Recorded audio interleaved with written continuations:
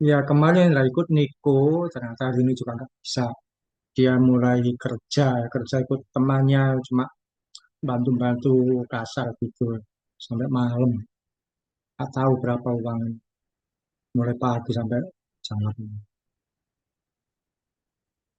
Oke, puji Tuhan hari ini tanggal 23 Agustus 2026. Ini kita masuk di minggu keempat bulan Agustus.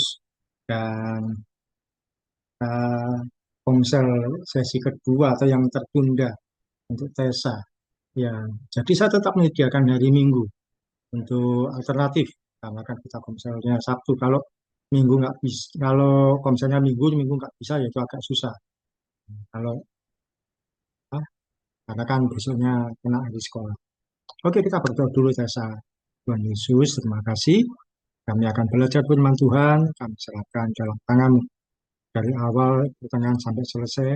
Damai sejahtera-Mu melimpah atas kami, tutup bungkus kami dengan kuasa darah Tuhan Yesus, supaya tidak ada gangguan apapun, bentuk dan jenisnya.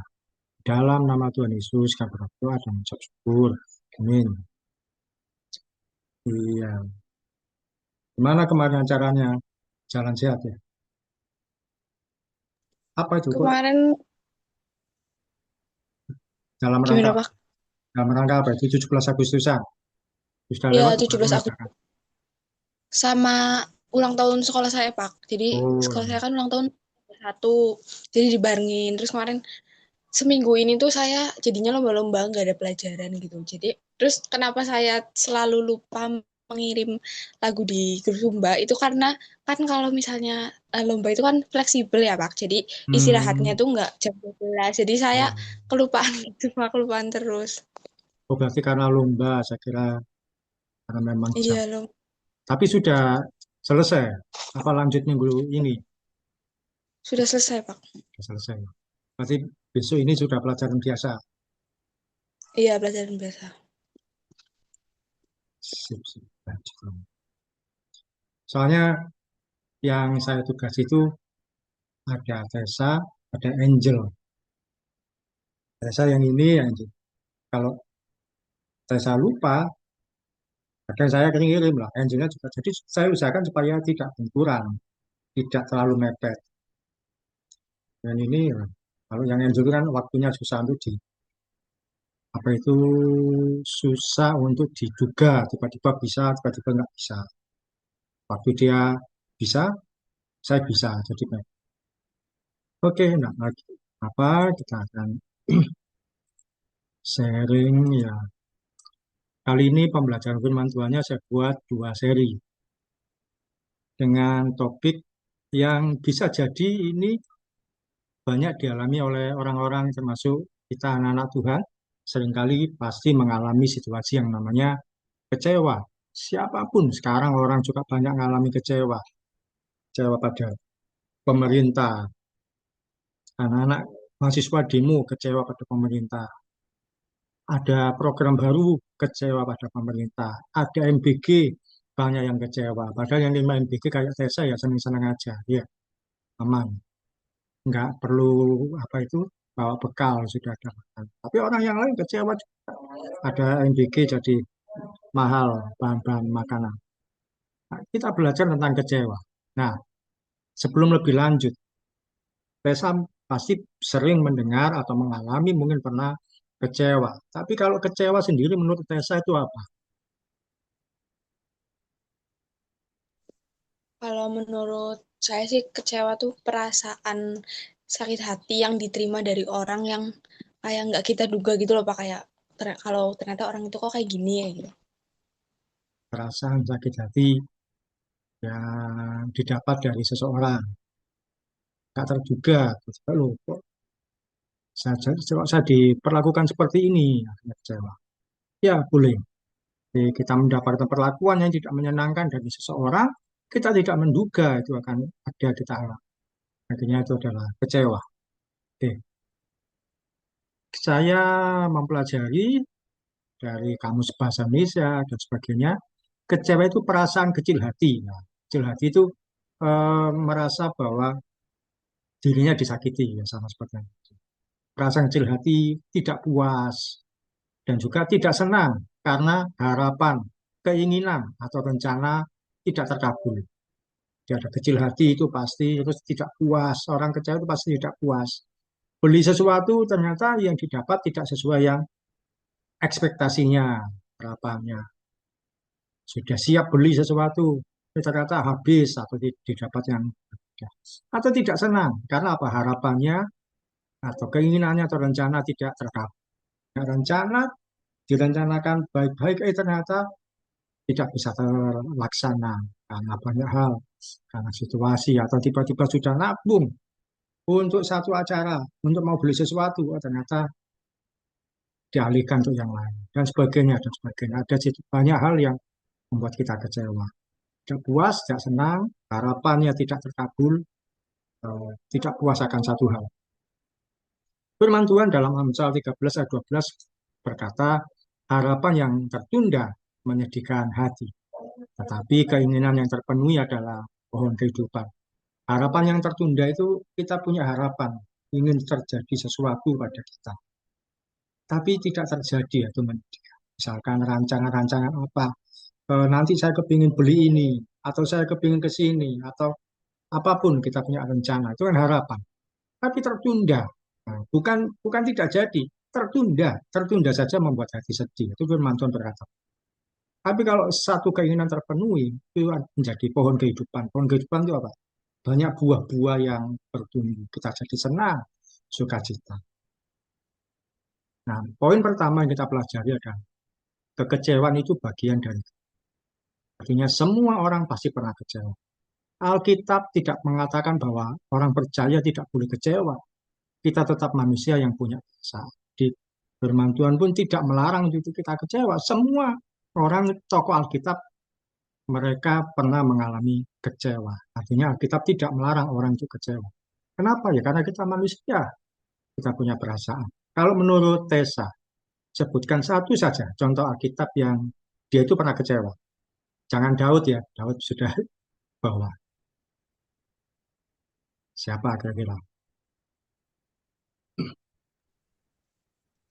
Tuhan Yesus sih Pak yang waktu itu disangkal. Ya, selain Tuhan Yesus, jangan Tuhan Yesus loh. Contohnya akan beda kalau Tuhan Yesus. Pak, siapa yang lain? Tanya soal kitab. Kamu sebutkan siapa gitu, pasti ada.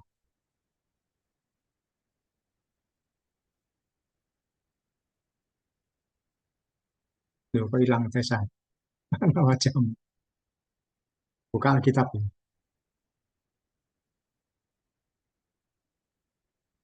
Ayo tahu enggak siapa? Satu saja.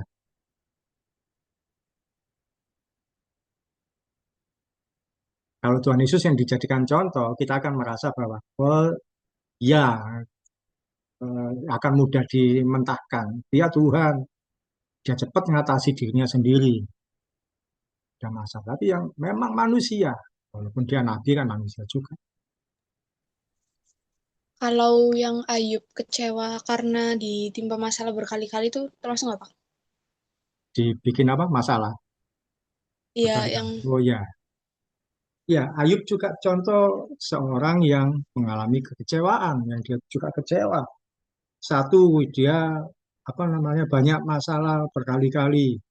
Anaknya mati, istrinya meninggalkan dia, hartanya habis, binatang-binatang peliharaannya habis, ya, semua sampai dia sakit. Ya dia kecewanya gimana? Lebih baik aku tidak dilahirkan kan dia ada kata-kata seperti itu. Lebih baik aku kembali ke perut ibuku, aku nggak usah dilahirkan. Celakalah hari di mana aku dilahirkan. Ada kata-kata Ayub seperti itu. Jadi dia menyesal, lebih baik dia nggak ada. Bahkan teman-temannya menyalahkan dia pun kecewa dengan teman-temannya. Ayub contoh seorang yang kecewa. Banyak yang lain juga contoh kecewa. Yusuf pun kecewa ketika dia sama saudaranya dibuang ke sumur, kemudian dijual ke Mesir, ke seorang juragan, seorang yang apa, salah satu tokoh di Mesir namanya Potifar. Kemudian dipenjara karena tidak melakukan kesalahan. Saya rasa dia kecewa, dia tidak mungkin masuk penjara dengan sukacita. Yang lain-lain pun juga Adam pun bahkan dia juga kecewa ketika dia tidur di bertemu ketika habis makan buah itu kan Tuhan berkata, kamu makan buah itu. Dan dia ngomong apa? Perempuan itu yang ngasih saya, dia kecewa juga. Dan sebagainya. Banyak, semua tokoh Alkitab pasti kecewa. Termasuk Tuhan Yesus yang eh, saya kasih contoh. Ketika Petrus menyangkal, tentu ada perasaan kecewa. Tapi Tuhan Yesus kan dia bisa segera menerima kembali Petrus ketika Tuhan Yesus sudah bangkit dari kubur. Ada contoh Daud, dia berkali-kali mengalami kekecewaan dan kesesakan ketika dikejar-kejar oleh Saul dalam kesalahan yang dia tidak tahu salahku ini apa, dia nggak pernah tahu. Tapi dalam berkali-kali kekecewaan dia sering mencurahkan isi hatinya kepada. Dia berkata, sebab kasih setiamu lebih baik daripada hidup. Itu dia sampaikan di padang gurun dalam kondisi hati yang seperti nggak terima kok saya ngalami seperti itu. Atau seperti rusa yang merindukan sungai yang berair. Dalam kekecewaan dan kesesakan yang dia alami. Daud tidak berhenti mencari itu. Dia terus datang kepada Tuhan, beribadah, berdoa, minta pertolongan Tuhan. Dia tidak meninggalkan Tuhan. Bahkan dia menuliskan sebuah nyanyian di Mazmur 34 ayat 19. Silakan minta tolong bacakan Tessa. Mazmur 34 ayat 19, kemalangan orang benar banyak, tapi Tuhan melepaskan dia dari semuanya itu. Iya, apa masalahnya maksudnya? Menjadi orang percaya bukan berarti bebas dari masalah dan kekecewaan. Kemalangan ini kan masalah, situasi yang tidak menyenangkan. Banyak dialami oleh orang sampai dia bisa kecewa. Tapi kita punya Tuhan yang menyertai kita melewati semuanya. Jangan menyangkal kekecewaan, tapi bawa kekecewaan itu kepada Tuhan. Artinya apa? Tesa bisa kecewa dan ketika kecewa itu dialami, bawa pada Tuhan. Tuhan, aku kecewa sama temanku ini. Keterlaluan banget Tuhan. Atau dia ini pinjam uang ke saya, nggak kembali-kembali Tuhan. Aku kecewa Tuhan. Padahal aku butuh. Saya tagih dia nggak ngasih. Sudah lewat dari janji atau apapun. Kita bawa kekecewaan. Jangan menyangkal kekecewaan. Ada banyak orang yang merasa kuat. Aku nggak kecewa. Aku ini orang yang di hadapan Tuhan. Aku ini benar. Aku nggak mungkin kecewa. Kita manusia bisa kecewa. Dibawa kecewa itu pada. Poin pertama, setiap orang bisa kecewa. Karena apa? Kekecewaan adalah bagian dari kehidupan. Yang kedua, kekecewaan sering terjadi karena kita menaruh harapan pada manusia. Salah satu penyebab terbesar kekecewaan adalah ketika kita menaruh harapan terlalu besar. Manusia itu bisa berubah. Orang yang hari ini mendukung kita, mungkin suatu hari mengecewakan.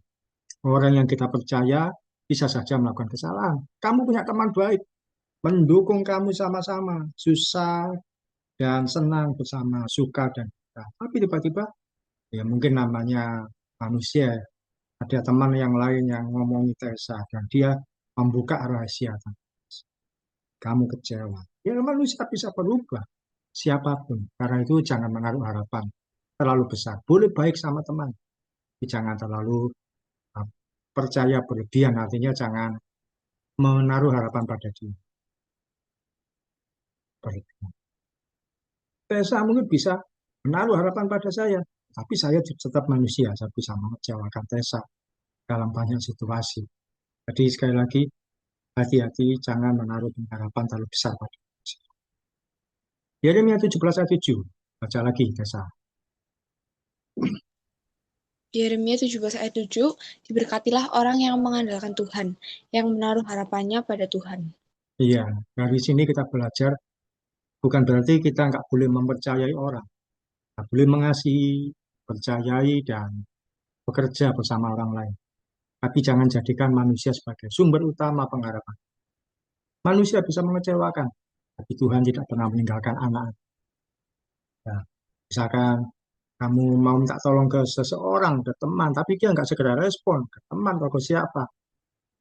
Nah, mungkin nggak segera respon. Jangan berharap berlebihan.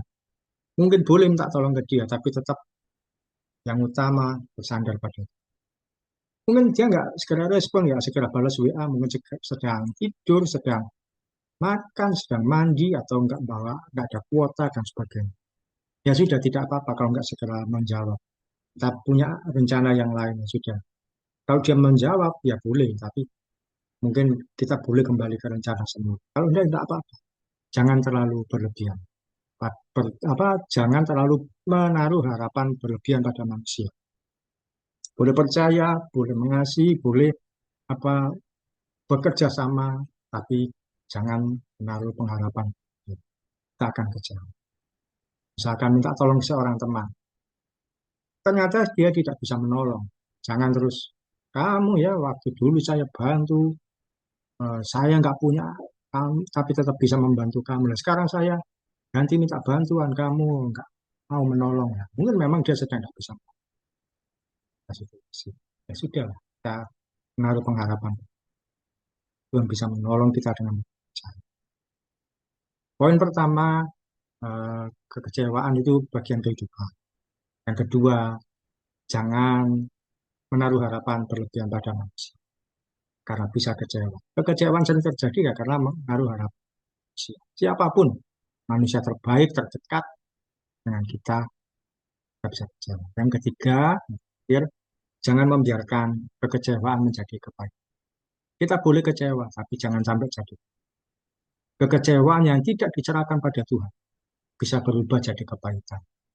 Mungkin awalnya kita berkata, saya kecewa sama kamu, saya kecewa sama dia, saya kecewa. Tapi kalau nggak diselesaikan dalam pengampunan kita, dalam doa kita pada Tuhan, akhirnya jadi berubah. Saya tidak mau percaya pada siapa-siapa lagi. Awalnya jadi dari kecewa, tidak mau percaya, akhirnya menjadi saya tidak mau mengampuni. Ini yang paling berbahaya. Dengan merasa hidupnya itu paling menderita, hidupnya paling sulit.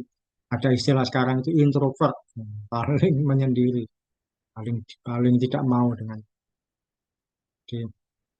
Jangan jadi kepahitan. Kalau jadi kepahitan itu akan membuat kita susah sendiri, sakit atau susah bertemu orang dan sebagainya. Firman Tuhan Efesus 4 ayat 31 sampai 3. Silakan Tessa. Efesus 4 ayat 31 sampai 32, segala kepahitan, kegeraman, kemarahan, pertikaian dan fitnah hendaklah dibuang dari antara kamu. Demikian pula segala kejahatan. Tetapi hendaklah kamu ramah seorang terhadap yang lain, penuh kasih mesra dan saling mengampuni, sebagaimana Allah di dalam Kristus telah mengampuni kamu. Iya, kepahitan, kegeraman yang jelek-jelek di hati, marahan, pertikaian itu apa sih ya? Pertengkaran, fitnah, buang dari antara kita. Dibuang itu apa? Jangan biarkan tinggal dia. Demikian apapun kejahatan yang lain, jangan tinggal di sini. Tapi apa? Kita harus ramah, penuh kasih mesra. Penuh kasih mesra itu ya mengasihi dengan besar, dan saling mengampuni. Kalau ada yang salah, ya sudah ampuni. Eh, boleh kita menjaga jarak, tidak apa-apa. Tapi kita mengampuni. Orang yang mengampuni kan bukan berarti bahwa kita setuju dengan perbuatan dia. Nah ini nih, refleksinya. Mengampuni bukan berarti membenarkan kesalahan orang lain. Kalau ada orang yang salah di hadapan kita, ya dia tetap salah. Perbuatan dia tetap salah. Misalkan punya teman yang bohong sama kita, atau fitnah kita, atau ngomongi yang jelek tentang kita, atau nggak bayar yang dia janjikan. Ya kita mengampuni, mengampuni. Tapi bukan berarti membenarkan kesalahannya. Kesalahannya tetap dia tindakannya tetap salah. Ngomongi kita itu salah, fitnah kita itu salah, atau apalagi. Yang pinjam nggak bayar itu ya kesalahan dia. Itu tetap salah. Tapi kita mengampuni. Mengampuni artinya melepaskan luka kepada Tuhan. Tuhan, saya tidak mau ada pada situasi terluka. Kita berdoa. Saya mengampuni dia. Dan tidak membiarkan kesalahan orang lain menguasai hidup kita. Jadi ketika orang lain berbuat salah, kita tidak biarkan bahwa kesalahan dia itu mempengaruhi kita, membuat kita akhirnya tidak. Boleh jaga jarak, tetap jaga jarak itu maksudnya apa sih? Misalkan kita pernah terjatuh di satu tempat, di satu daerah karena ada lubang di jalan. Ya kita kan nggak mungkin besoknya lewat di situ lagi. Nanti jatuh lagi ya kita mungkin lewat jalan lain supaya nggak ke situ. Demikian juga kalau ada seorang yang kita tahu orang ini pernah menyakiti kita, ya kita mengampuni.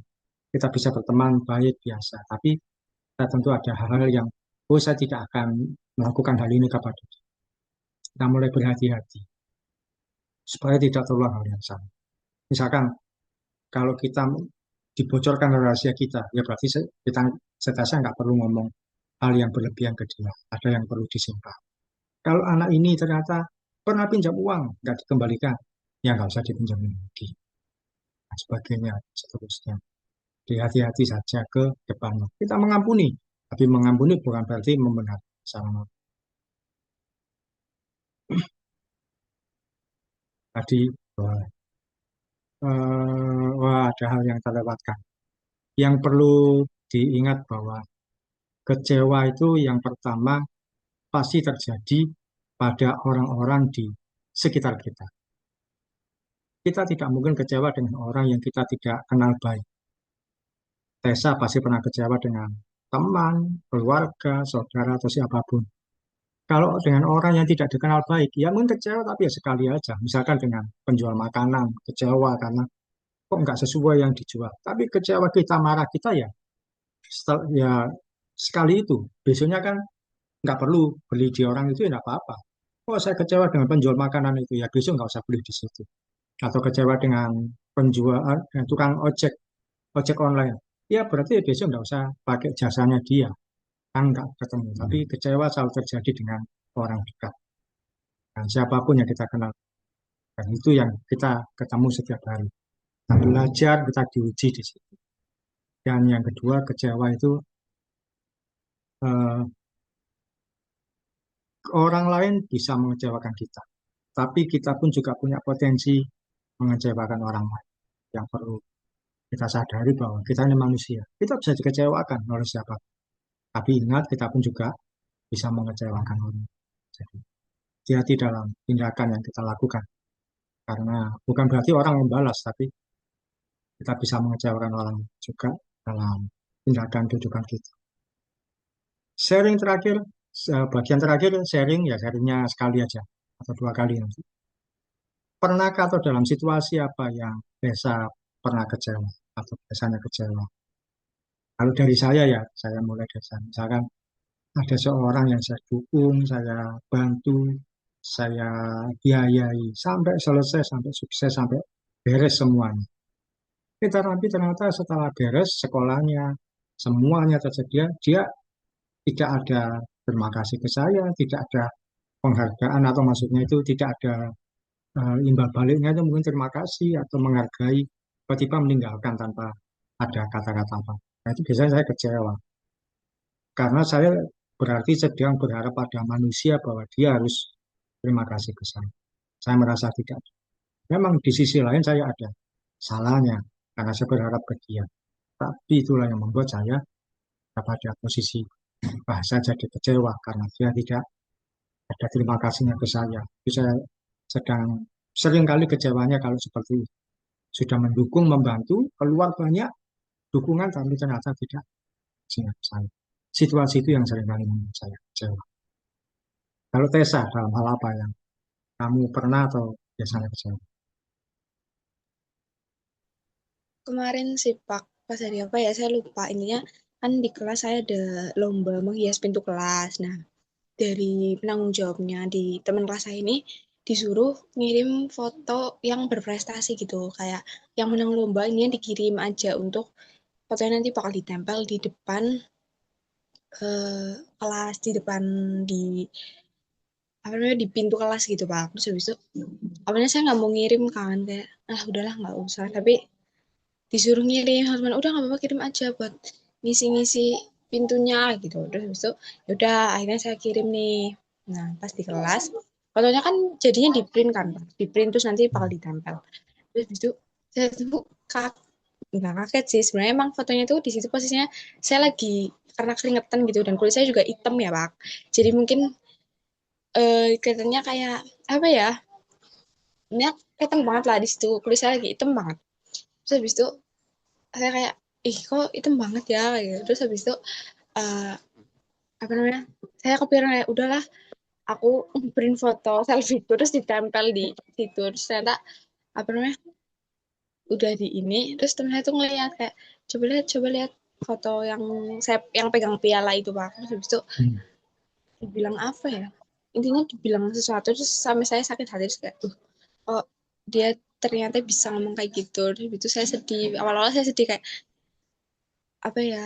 Dikatain fisik gitu. Cuman mungkin saya juga pernah bikin sakit hati orang lain kayak ya bener kata yang tadi kayak semua orang pasti berpotensi mengecewakan di apa ya sadar atau tidak jadi kayak ya udah. Ya, loh, kok gambar itu yang dipasang dalam posisi yang tidak bagus, baik. Tuh. Sama rasanya kecewa kok enggak ya situasi yang lain.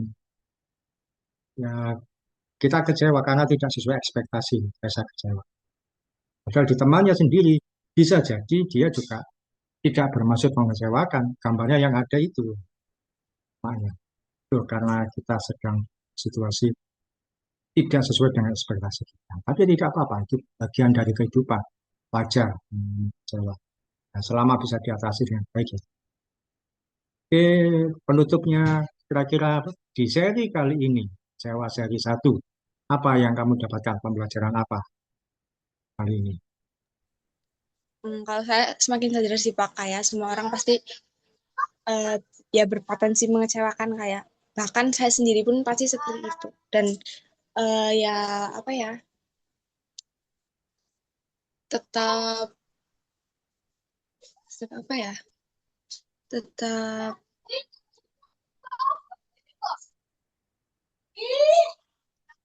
tetap tetap sabar aja sih kayak kalau misal kedapatan misal dibikin orang kecewa gitu.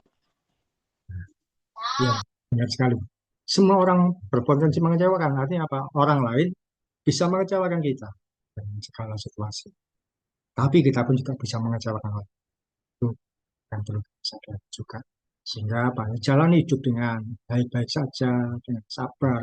Jangan membuat situasi yang apa ya, membuat orang lain itu jadi tidak nyaman. Kalau satu kali kita yang akhirnya tahu, sadar bahwa, oh iya, saya sedang membuat orang lain kecewa. Ya boleh. Kalau memang harus minta maaf ya tidak. Kalau orang lain yang mengecewakan kita, ya kita bawa pada Tuhan. Tuhan saya kecewa. Tidak apa-apa. Nanti Tuhan memang mampukan kita untuk kasih, mengampuni. Sehingga kita tetap ada dalam situasi yang aman. Tidak menjadi kepahitan, tidak menjadi luka. Oke, puji Tuhan. Silakan Tessa tutup teman hari ini. Mari kita berdoa. Tuhan Yesus, terima kasih atas segala penyertaan-Mu sehingga Engkau dapat mengumpulkan di temuan komsel kali ini ya Tuhan. Kiranya apa yang tadi diajarkan Pak Kopki bisa ditanamkan dalam kehidupan sehari-hari, bisa tetap menjadi seorang yang me- tetap sabar ketika mungkin dikecewakan dengan orang lain. Terima kasih ya Tuhan, berkati kami setelah ini. Dalam nama Tuhan Yesus kami sudah berdoa. Haleluya, amin. Iya, terima kasih Tessa. Selamat siang. Terima kasih. Terima kasih Pak.